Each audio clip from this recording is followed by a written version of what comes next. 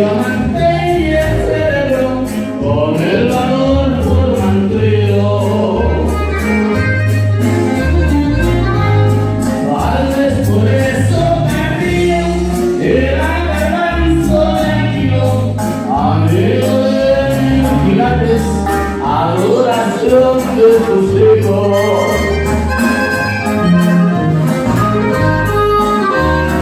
La de 727 a gusto valen contigo, se desaparecido el foco de esta novia que lo digo, y déjales la tarea a ver cuánto dan conmigo.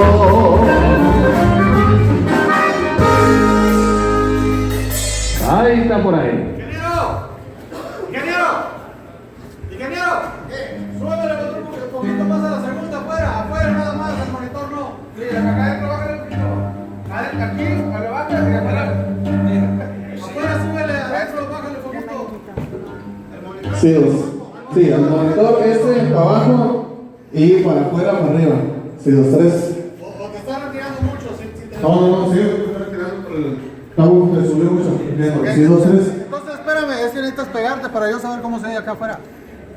Dígame, señora hermosa.